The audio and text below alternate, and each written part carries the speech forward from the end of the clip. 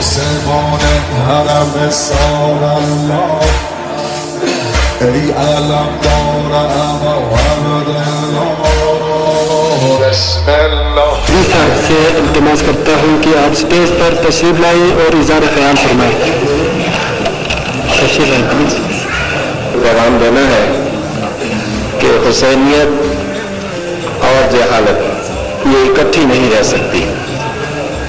अगर ये कहीं इकट्ठी है तो उसकी सिर्फ ये वजह है कि अवाम और बच्चे उलमा से दूर हैं और उनके मोती नहीं है। ये अच्छी बात है कि मैंने सुना कि यहाँ के अवाम उलमा परस्त है। अब आप सब ने इससे बढ़कर उलमा की इताअत करनी है।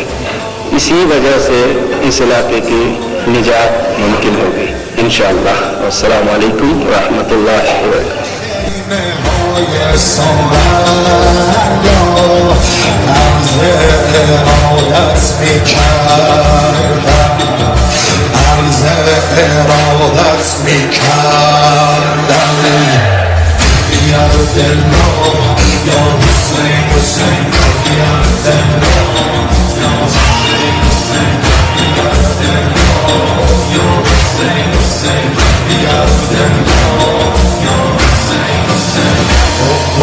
پیامبر حال الله ای مؤذن ابا عبدالله بسم الله.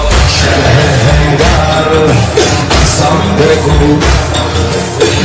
علی اکبر قسم بگو از ازل تا به قیامت به خدای فاطمه مثل خورشید میدرخشد بچه های فاطمه یک یک از راه رسیدن جوانای بنی هاشم یک یک از راه رسیدن